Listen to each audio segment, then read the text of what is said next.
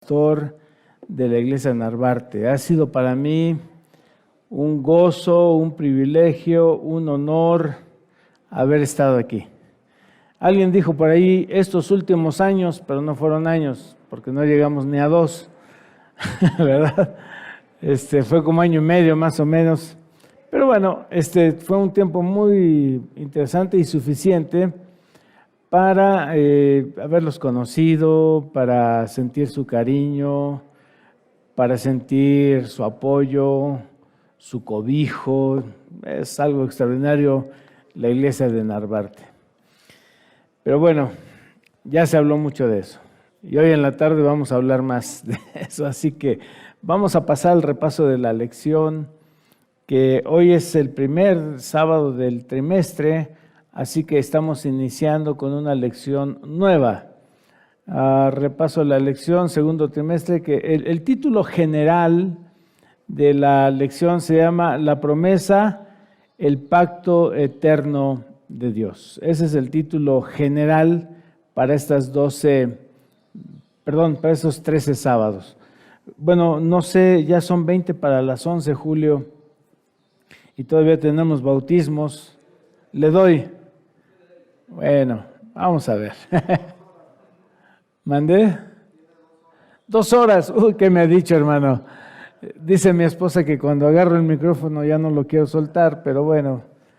¿Qué dice la introducción general? Bueno, hay un hombre que se llama Thomas Hobbes y dice que el pacto es transferir el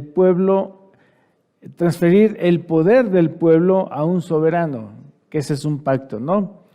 Y de esa manera acabaría el temor, la inestabilidad, y habría paz y seguridad. Eso dice este hombre, Thomas Hobbes, que eso es un pacto. Pero el pacto de Dios, a diferencia del pacto de Hobbes, inició hace miles de años, ¿verdad? No está motivado por el miedo, sino que está basado en el amor de Dios por la raza caída. Amor que fue manifestado de la manera más extraordinaria en la cruz del Calvario. Por lo tanto, nos rendimos a un soberano, es cierto, así como dice Hobbes, ¿verdad?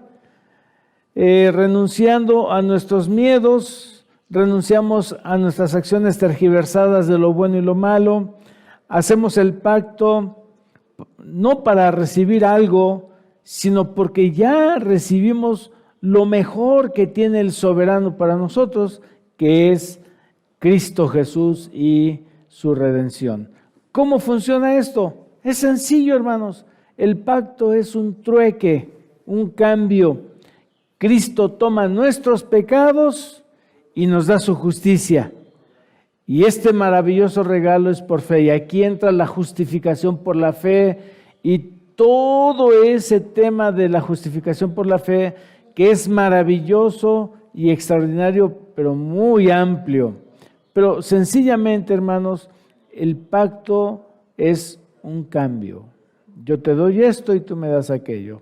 Es decir, el Señor toma mis pecados y me da su justicia. Es algo maravilloso. Pero además, cualquier pecador puede entablar una relación con Dios a través de Jesucristo, porque su sangre perdona, sana y restaura. A través de Jesús nacemos de nuevo y Dios escribe su ley en el corazón. Por eso ya no hacemos lo que solíamos hacer antes. Se injerta un deseo de hacer lo que Dios pone en el corazón. Eso es esencialmente lo que significa vivir una relación de pacto con Dios. Así que durante este trimestre estaremos viendo cuál es el pacto con Dios, qué ofrece y qué exige. Aprenderemos que en el amor no hay temor, sino que el perfecto amor echa fuera el temor, algo que Hobbes nunca llegó a aprender. Así que, mis hermanos, de manera muy general, esto es lo que vamos a ver durante el trimestre, que es el pacto, y de manera muy general el autor de la lección nos presenta esto en la introducción general. La lección número 1 que estudiamos esta semana se titula ¿Qué ocurrió? Y habla de la creación, la caída y sus consecuencias, ¿verdad? La creación nos emociona y entusiasma. Yo creo, hermanos, que cada que nosotros empezamos a leer nuestra Biblia y empezamos a leer el relato de la creación de Génesis, nos entusiasma, nos emociona, nos sentimos emocionados, quisiéramos estar presente o haber estado presentes cuando el Señor creó. Él decía, Él hablaba y aparecían las cosas. Por el poder de su palabra fueron creadas todas las cosas. Ahora, la creación también nos llena de esperanza, felicidad y perfección.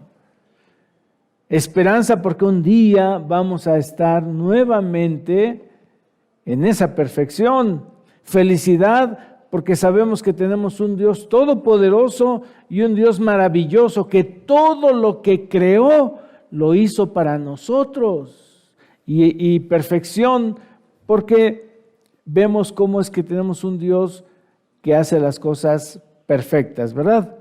En el relato de la creación, cada día termina con la frase que era bueno.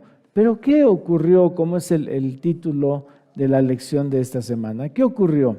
Bueno, nosotros sabemos que el sexto día de la creación, Dios creó al ser humano y dice la Biblia que lo hizo a su imagen. Dios quería tener una relación profunda con la humanidad.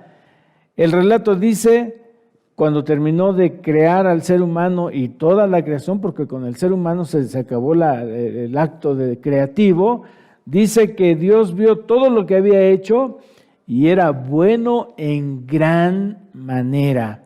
Es decir, todo era perfecto. No existían ladrones, no existían asesinos, no existían estafadores, no había vicios, ni enfermedad, ni decadencia. No había tsunamis, no había terremotos, no había nada de eso. Todo era perfecto cuando salió de las manos del Creador. Y entonces cuando Dios dijo, hagamos al hombre a nuestra imagen, que aquí voy a comentar al ratito algo de esto, en Génesis 1:26, dice la hermana Elena G. de White que Satanás se sintió celoso de Jesús. Deseaba que se le consultase con respecto a la formación del hombre y porque no fue consultado, se llenó de envidia, celos y odio. Y determinó en ese momento venir a la tierra e introducir el pecado. Esta semana vamos a estudiar acerca de la creación, lo que Dios hizo y lo que sucedió después de esa creación perfecta. Y finalmente la lección aborda el tema general de la lección del trimestre, que es acerca del pacto de Dios. Pregunta. A ver, hermanos, por favor, ustedes participen ahí en el chat. Yo voy a abrir aquí mi Facebook, mi YouTube, para que por aquí ustedes hagan sus comentarios. Primera pregunta que quiero que ustedes comenten. ¿Qué nos enseña Génesis 1:1, donde declara, en el principio creó Dios los cielos y la tierra? ¿Saben que esta frase, hermanos, esta pequeña frase, hermanos, tiene tantas enseñanzas tan importantes para nuestra teología y para nuestra creencia? En el principio creó Dios los cielos y la tierra. Yo voy, mientras ustedes aquí contestan en el chat, vamos a ver algunas cosas. En la parte del lunes, que se titula Tortugas hasta el fondo, yo no sé si alguien entendió por qué se titula así. Yo no entendí. Perdón, hermanos, no entendí por qué se titula Tortugas hasta el fondo. Pero aquí Génesis 1:1 dice, ya dijimos, en el principio creó los cielos y la tierra. Y ya dije que esta pequeña frase encierra verdades muy profundas. ¿Como cuáles? En primer lugar, hermanos, nos dice que hay un Dios, que Dios existe. Génesis 1:1 no se pone a argumentar, no se pone a defender la existencia de Dios. Simple y sencillamente dice que hay un Dios y que hay un Dios creador. Y eso es algo extraordinario, hermanos, porque ahora los ateos y muchos otros movimientos filosóficos niegan la existencia de Dios. Pero la Biblia simple y sencillamente dice, en el principio creó Dios. Así de sencillo. No hay que darle vuelta, no se pone a decir, bueno, es que hay un Dios que es eterno, que no tiene principio ni fin. No, eso lo va a argumentar a través de la palabra de Dios después. Pero aquí, al comienzo de la Biblia, nos dice que hay un Dios que existe, ¿verdad? Que existe. Luego, otra cosa que aprendemos de esta frase, en el principio creó los cielos y la tierra, nos presenta no solamente a un Dios, sino nos presenta a un Dios creador, que luego es el Redentor, ¿verdad? Y Dios se revela a través de la actividad creadora. Es decir, toda su creación, todo lo que Él hizo, refleja el carácter y el amor de Dios por nosotros. Así es como se revela Él. Por eso es que ustedes han escuchado en diferentes ocasiones que se dice que la naturaleza es el segundo libro inspirado después de la Biblia para conocer a Dios, ¿verdad? Porque Dios se revela a través de la actividad creadora. Número 3, la frase que dice los cielos y la tierra indica qué fue lo que creó Dios. Es algo muy importante, ¿verdad? En el principio creó Dios. ¿Qué fue lo que creó? Los cielos y la tierra. Así de sencillo, ¿no? Y luego esta pequeña frase que dice, en el principio, señala cuándo fue que Dios creó los cielos y la tierra. En el principio, que hay un debate importante ¿en qué principio? ¿Cuándo es ese principio?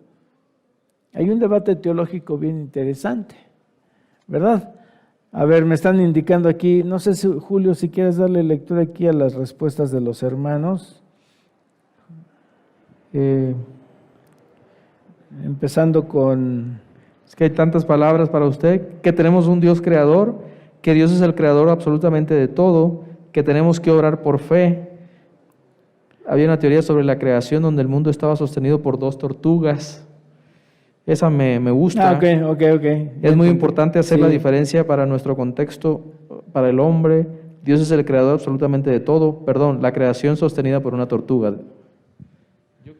Yo me inclino más por esa porque también a título personal no capté el título, ¿no? Sí, gracias. Sí, gracias a hermana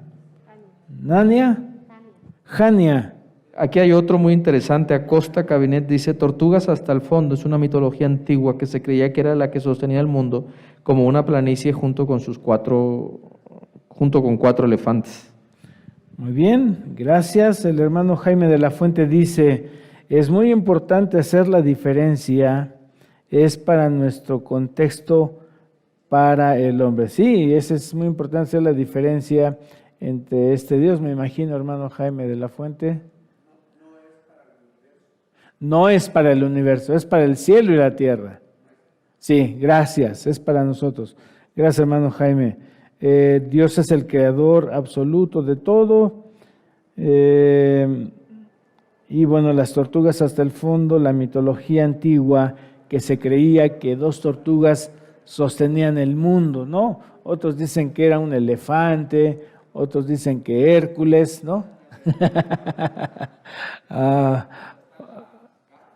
Sí, hay diferentes diferentes teorías, ¿no? Pero bueno, así que cuando Moisés, que escribió el libro de Génesis, inspirado por Dios, dice, en el principio, está diciendo cuándo, ¿no? Cuándo fue la creación. Y luego, fíjense, aunque la lección no menciona esto que estoy poniendo aquí, vemos un Dios trino. ¿En dónde lo vemos? Bueno, eso fue después. Hagamos al hombre, ¿verdad?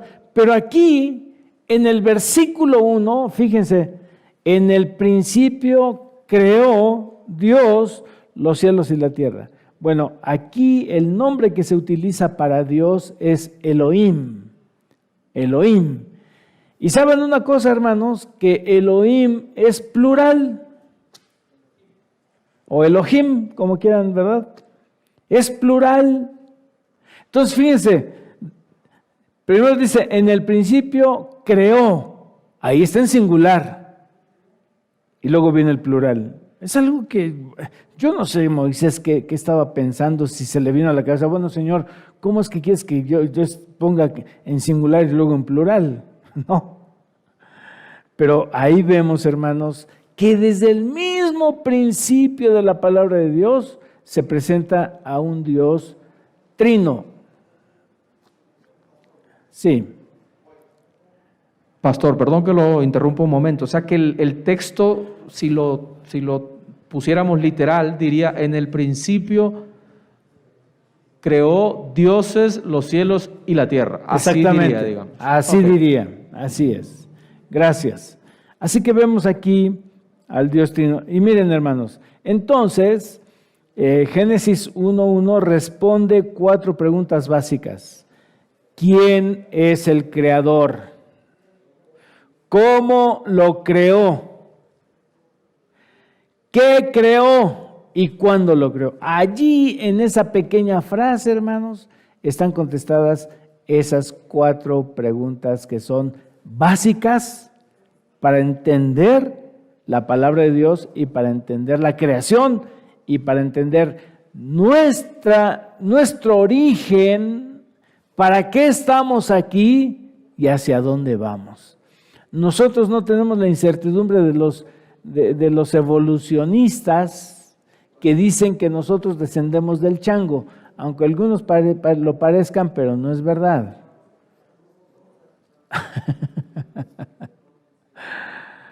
Eso no es verdad.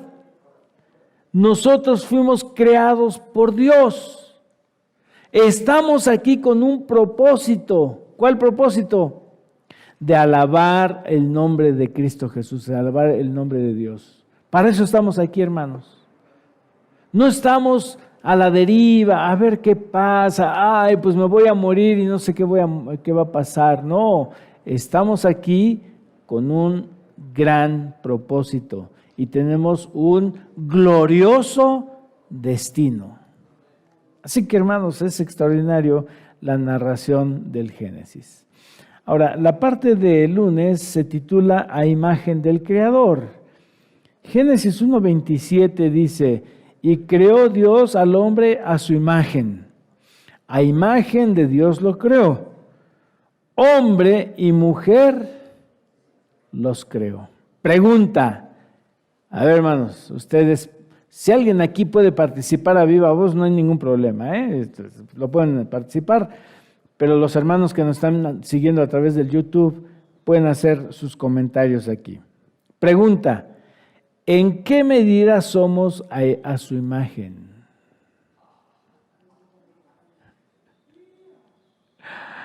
Ay, hermanos, esta es una pregunta muy interesante. Jorge, vamos a prestarle el micrófono a nuestro buen amigo George para que todos ustedes escuchen. Gracias, el maestro de la clase 5 de la Escuela Sabática de Narvarte. Un saludo y un abrazo para usted, pastor. Gracias. Somos similares en el sentido que conocemos el bien y el mal. No, pero espérame, George. Aquí todavía no conocían el bien y el mal. Cuando Dios dijo, hagamos al hombre a nuestra imagen, conforme a nuestra semejanza, no conocían el mal. En ese contexto, ¿en qué medida somos su imagen?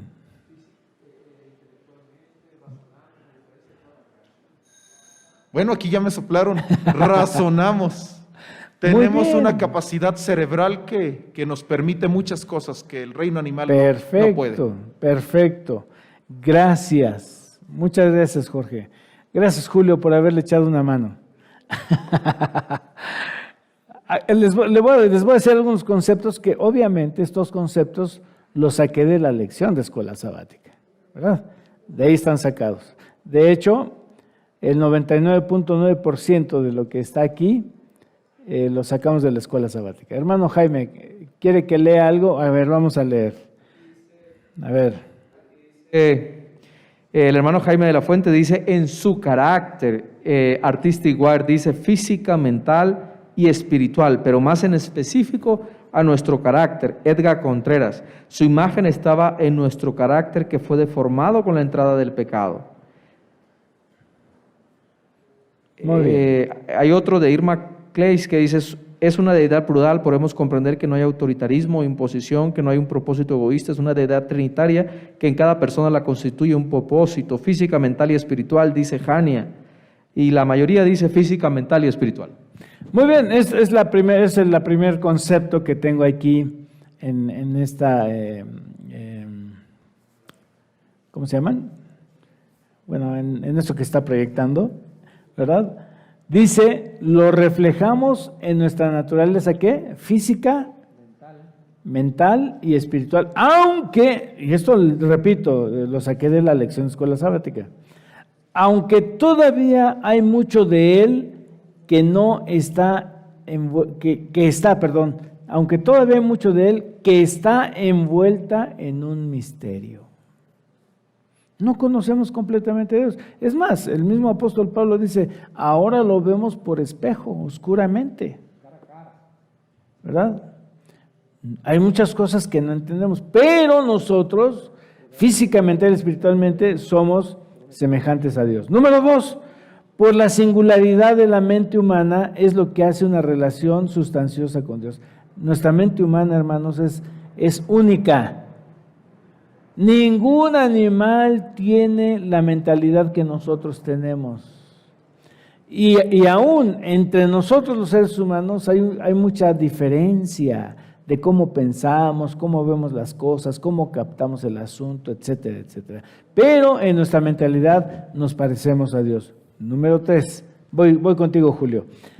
Tanto hombre como mujer fueron creados de la misma sustancia. Por lo tanto, y esto le va a gustar a nuestras hermanas que siguen a las feministas, no hay diferencia entre uno y el otro. Y no lo hay, hermanos, no hay diferencia.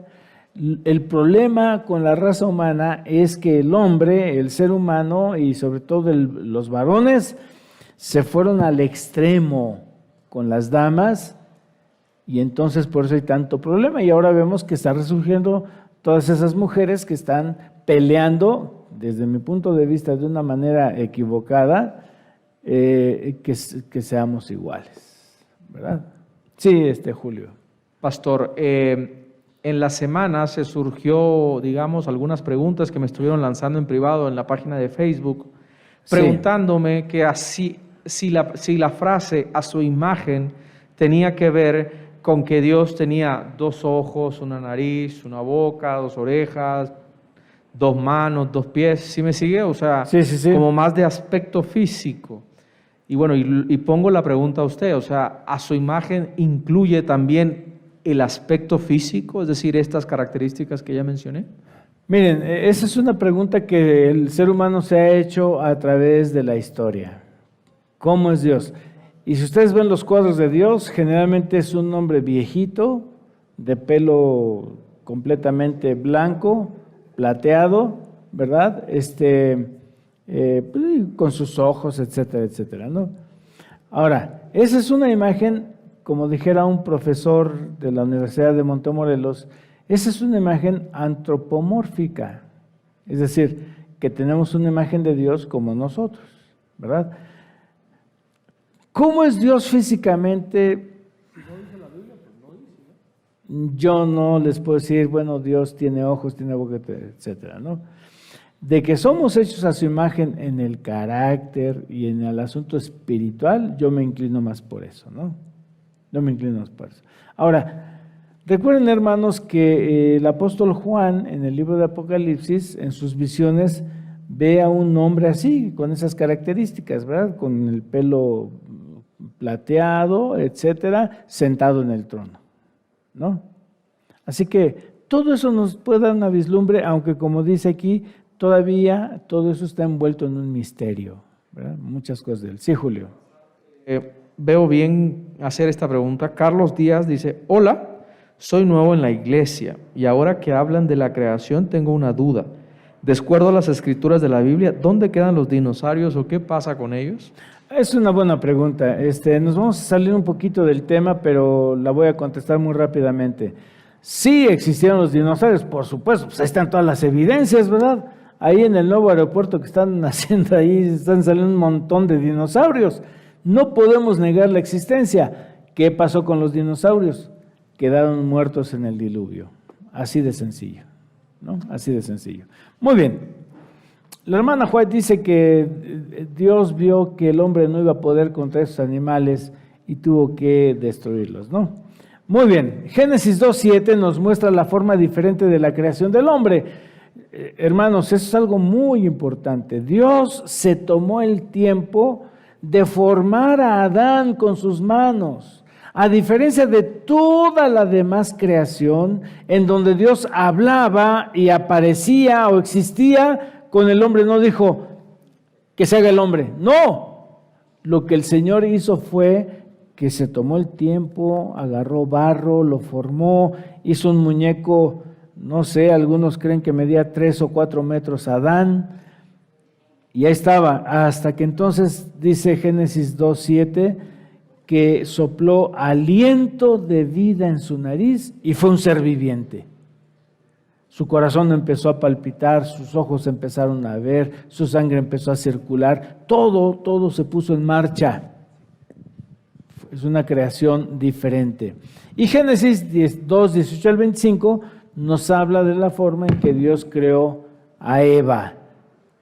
A diferencia de Adán, que ya dije cómo lo creó el Señor, dice el relato bíblico que Dios tomó una costilla de Adán y de esa costilla formó a Eva.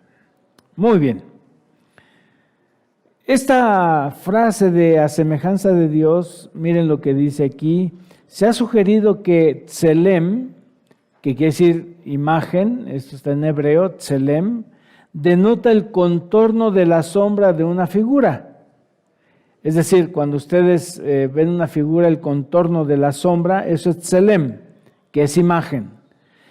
Y Danut, que también es en hebreo, que quiere decir semejanza, es la correspondencia o la semejanza de esa sombra con la figura. Ya no solamente es ya no solamente es el contorno, ya no solamente es la sombra, sino es la semejanza, la sombra con la figura. Entonces, nosotros tenemos parte de Dios en nuestro ser.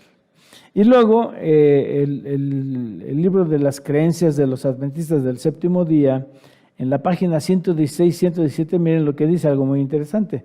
A semejanza de Dios, el hombre tenía la capacidad de escoger. Fíjense por dónde indica lo que significa semejanza, la capacidad de escoger, es decir, la libertad de pensar y de actuar con referencia a imperativos morales. De este modo, era libre de amar y obedecer, o desconfiar, o desobedecer. Así que, hermanos, cuando el relato de Génesis dice que somos creados o fuimos creados a semejanza de Dios, quiere decir en nuestro pensamiento con la capacidad de decidir y de actuar, lo que nosotros le llamamos el libre albedrío, ¿verdad? Muy interesante esto.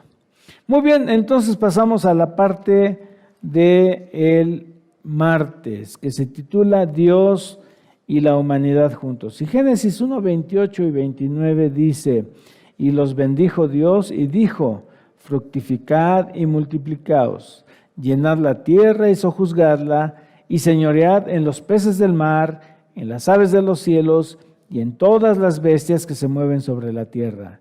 Y dijo Dios, he aquí que os he dado toda planta que da semilla, que está sobre toda la tierra, y todo árbol en que hay fruto y que da semilla os serán para comer.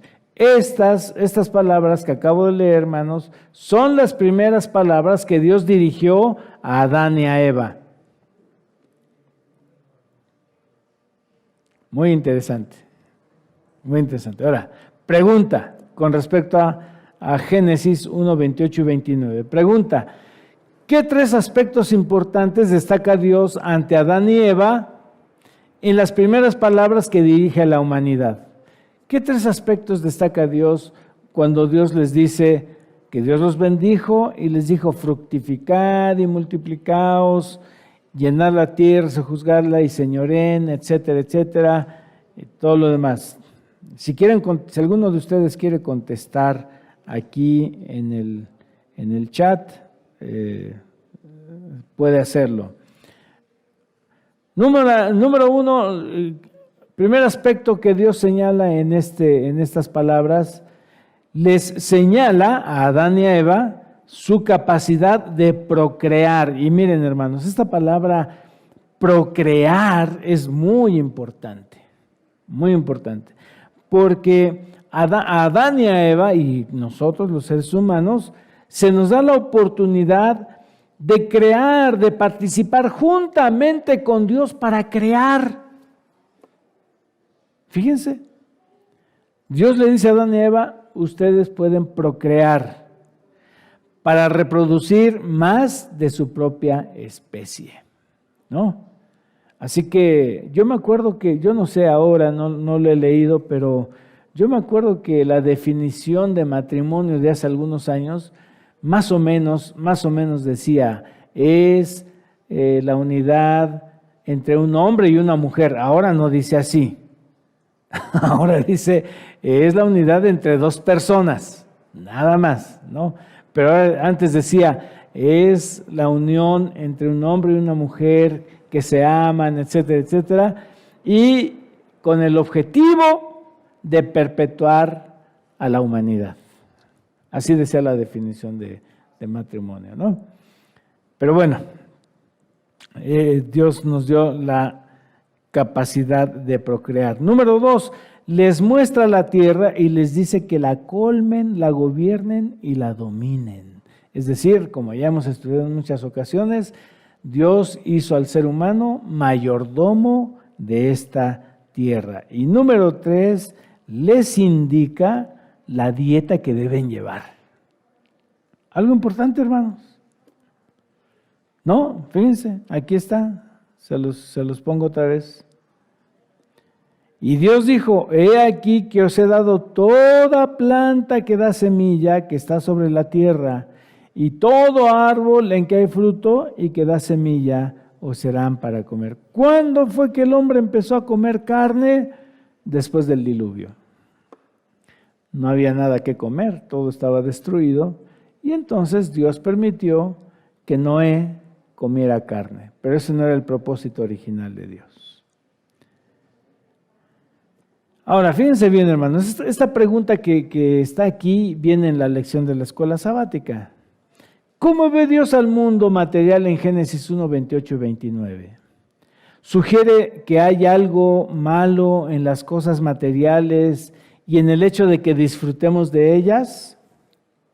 ¿Qué lecciones podemos aprender de estas primeras escenas de la historia humana sobre cómo deberíamos relacionarnos con el Creador? ¿Hay algo malo, hermanos? Por supuesto que no. Si Dios todo lo que hizo, lo hizo para nosotros. Entonces, Dios no ve cosas malas en los aspectos materiales. Él nos los dio para disfrutar. Lo malo, viene lo malo cuando nosotros nos cargamos hacia el asunto material más que al asunto espiritual. Ese es el problema, ¿no? Pero Dios todo lo que dejó lo hizo para nuestro bien. Si alguien quiere participar aquí en el chat, lo puede hacer. Dios da los primeros pasos hacia una relación con la humanidad. Dios pide que sean dueños de esta maravillosa creación que Él mismo produjo. Y Génesis, sí, Julio. Pastor, aquí hay muchísimas preguntas, pero creo que no nos va a dar el tiempo para responder Sí, no. absolutamente todas, son más de 10.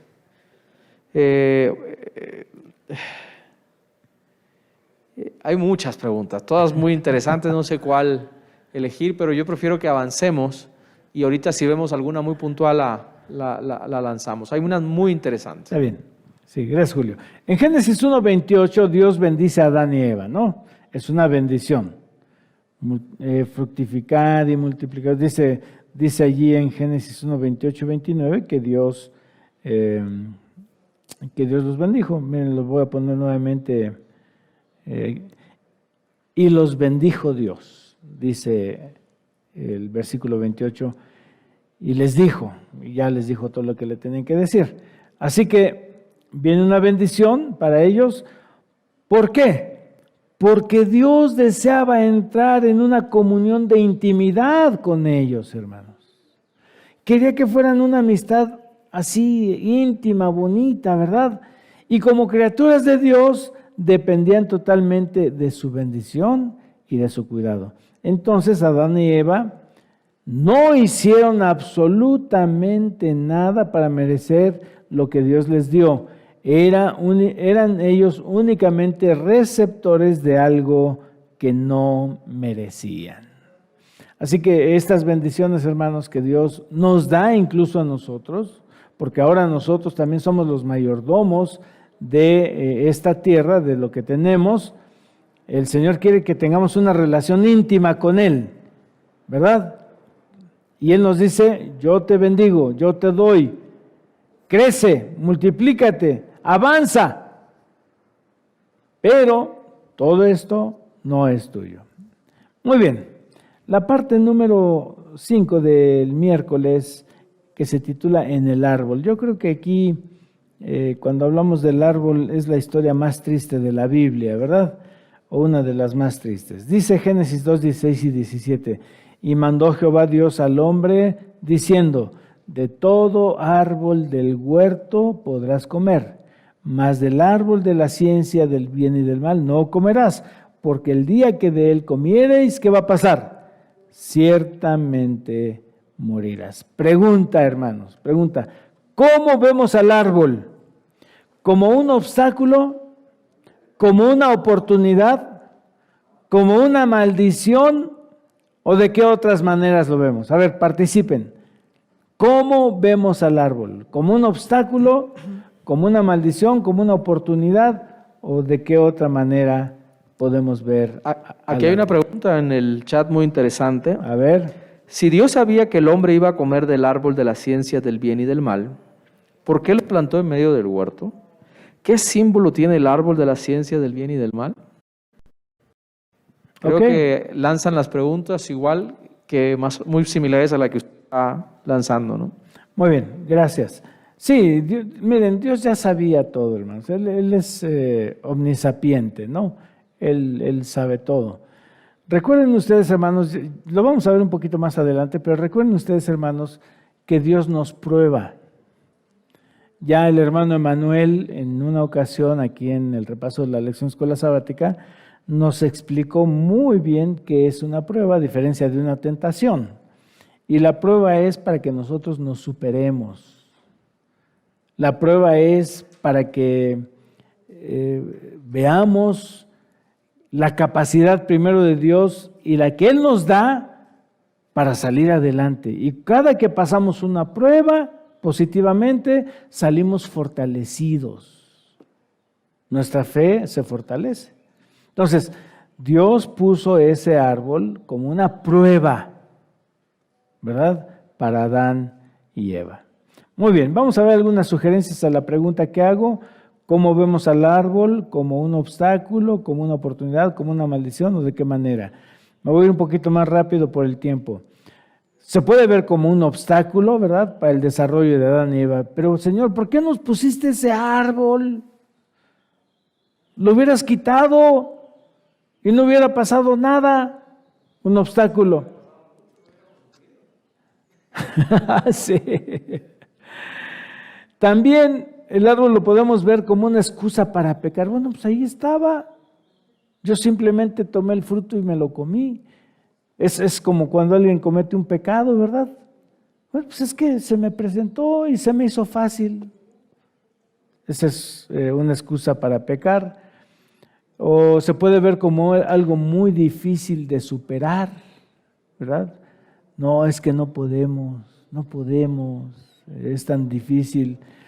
O una prueba, ya lo dije, ¿verdad? Una prueba, la prueba es para superarnos, para salir adelante, como una oportunidad de crecer. Se puede ver el árbol. Y hermanos, ustedes y yo somos probados casi a diario para superarnos. Y cada que podemos superar esas pruebas, vamos creciendo para la gloria de Dios. También se puede ver como la oportunidad de ejercer positivamente el libre albedrío, la capacidad de decidir, hay que utilizarla sabiamente, ¿no? ¿Qué significó tomar el fruto prohibido? Número 1, rechazar la voluntad de Dios. Número 2, deseo de independencia de Dios. Número 3, indica que no necesitamos a Dios. Número 4, vino el conocimiento del mal. Antes no lo conocían, después de eso conocieron el pecado. En eso tenía razón el enemigo. Conoceréis el bien y el mal. Pero cuando les dijo, seréis como dioses, si ya eran como Dios, hermanos. Al contrario, cuando el ser humano pecó, la imagen de Dios empezó a degradar, a degrinar, a decaer en el ser humano. Vino el conocimiento del mal, mostraron deslealtad a Dios y finalmente fueron expulsados del huerto del Edén. Pregunta, ¿qué significa no comer del fruto del árbol de la ciencia del bien y del mal? Usar adecuadamente el don del libre albedrío. Significa tener confianza plena en Dios. No lo hago porque aunque me están pidiendo que haga esto, que aparentemente es para mi beneficio, yo confío en que Dios me va a ayudar en esto. Obediencia implícita en sus mandamientos, eso significa no comer del árbol. Iba a decir no comer la manzana, pero no, ¿verdad? Caminar íntimamente con Jesús, eso significa no comer del árbol, hermanos. No caer en la tentación, no caer en la prueba.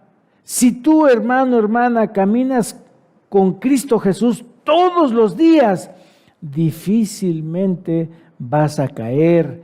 Significa no separarnos de su amor y su poder. Significa una búsqueda constante de su presencia en nosotros. Significa un rechazo abierto y firme de las insinuaciones satánicas y también significa conocimiento pleno de la voluntad de Dios. Cuando yo conozco la voluntad de Dios, no lo voy a traicionar porque lo conozco. Así que esto trajo el fin de la relación, pero me llamó la atención este título y entonces yo hago una pregunta a ustedes. ¿En qué sentido es fin de la relación? A ver, hermanos, contesten aquí en el chat. ¿En qué sentido es fin de la relación?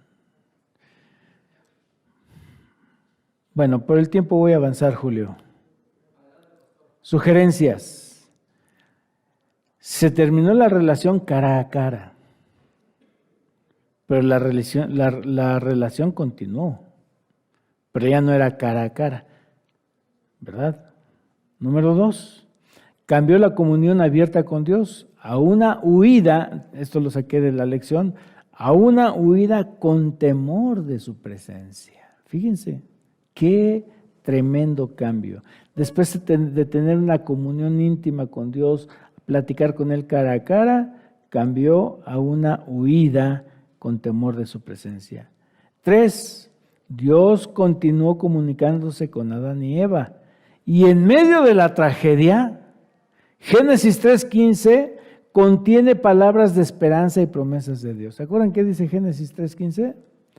Por tanto, y estas palabras las dirigió a la serpiente.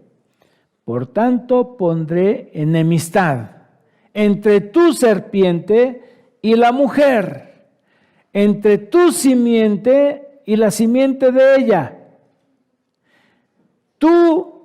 Ella te irá en la cabeza y tú le irás en el calcañar. Y hermanos, esa es una gran esperanza para nosotros. ¿Por qué?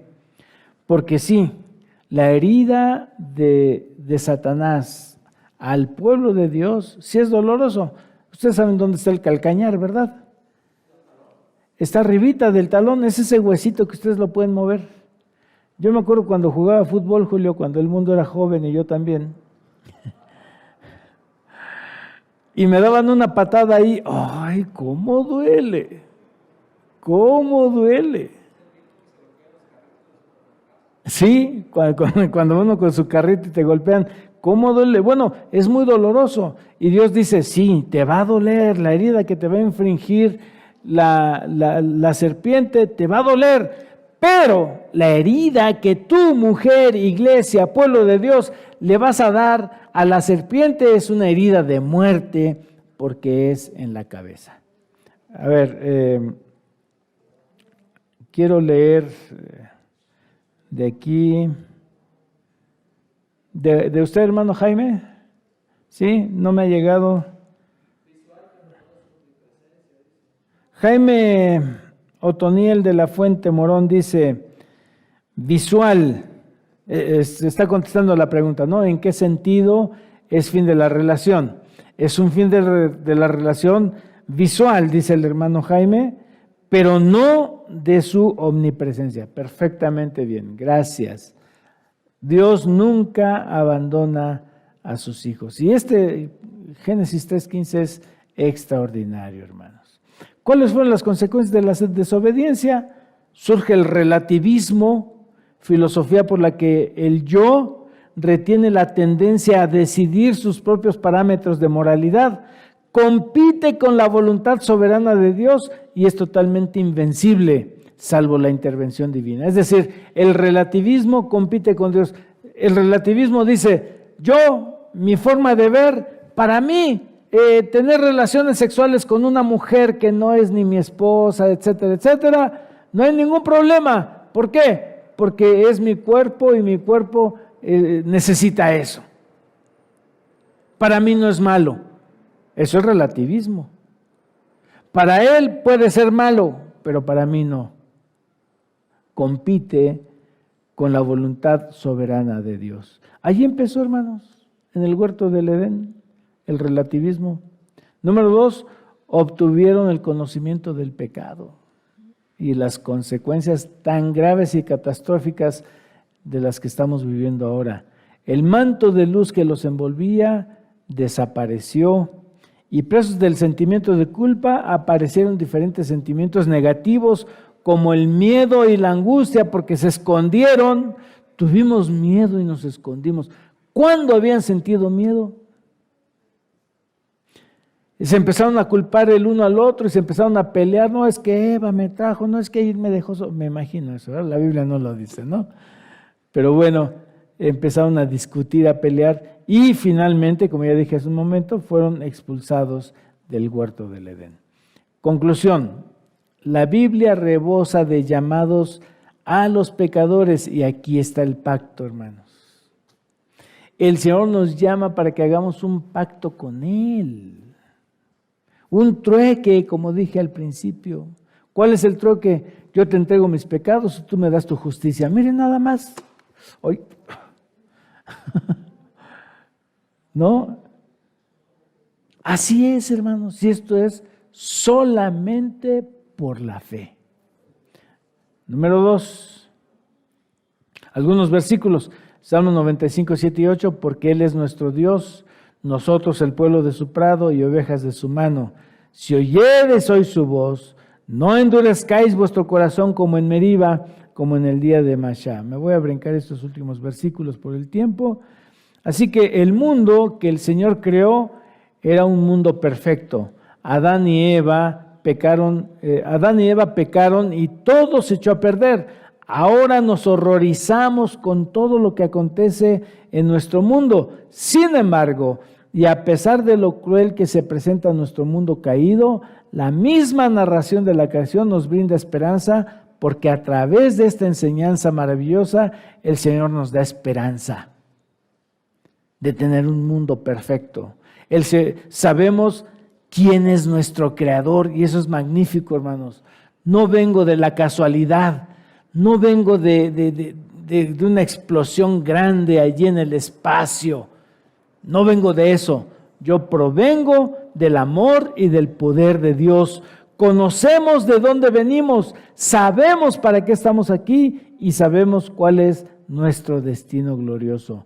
Y finalmente, en medio de la desgracia que vivimos, tenemos la maravillosa promesa de Génesis 3:15, la de un Salvador que vence al enemigo y que está con nosotros.